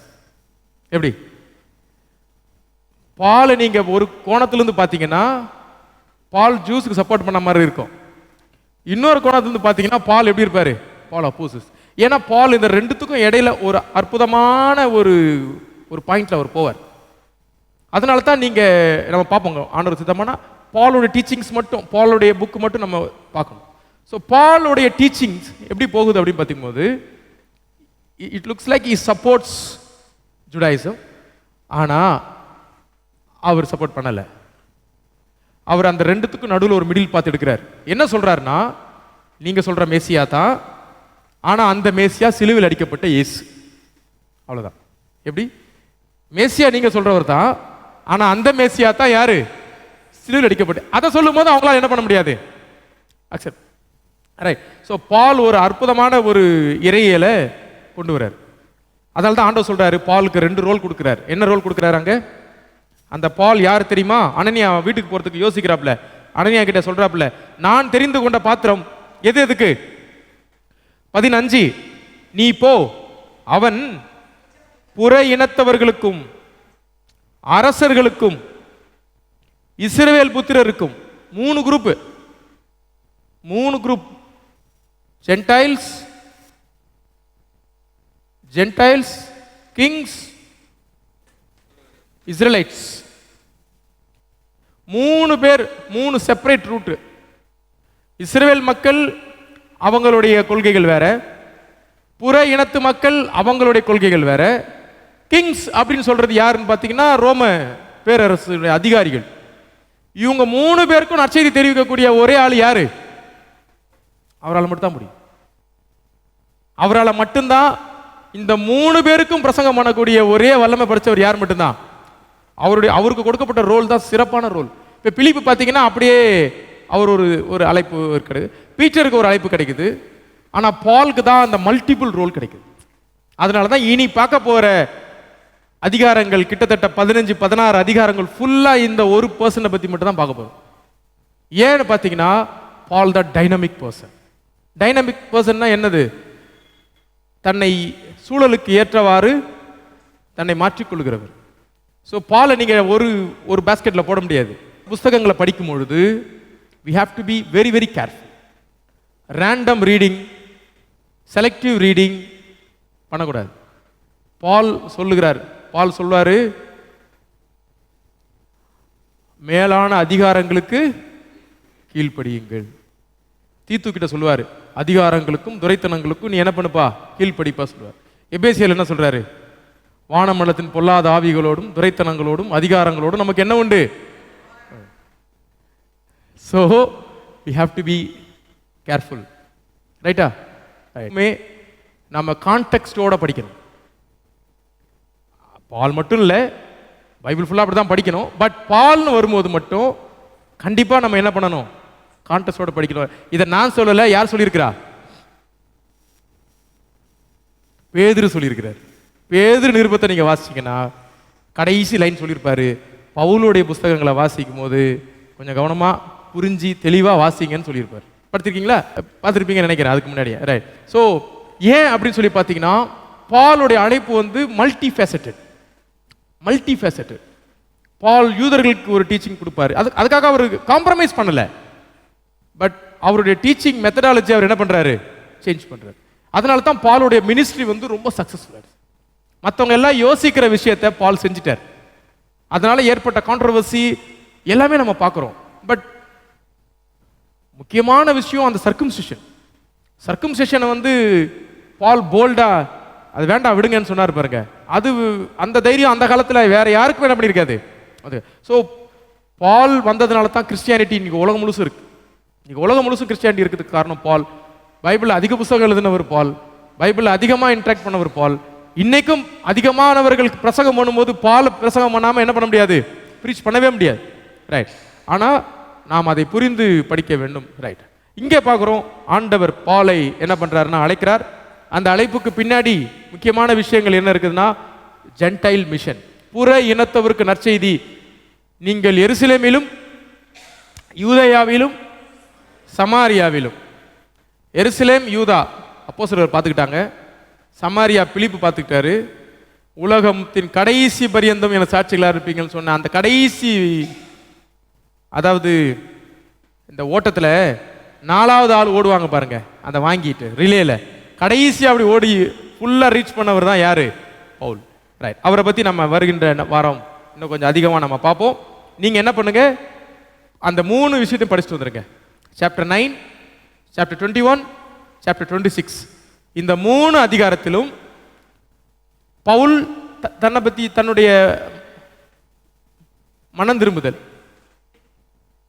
21 நான் அனுப்பியிருக்கேன் பாருங்க, உங்க குரூப்ல அனுப்பியிருக்கேன். ஸோ இந்த 3த்துலையும் பவுலுடைய கன்வர்ஷனை பற்றி பவுலே சொல்லுகிறார், லூக்கா எழுதுறார். இதை நீங்க அப்படியே படிச்சுட்டு வாங்க. நெக்ஸ்ட் வீக் நம்ம அகைன் இதிலிருந்தே நம்ம ஸ்டார்ட் பண்ணலாம். ஜெபிப்போம். ஆண்டவரே, நீ தந்த நாளுக்காக நன்றி.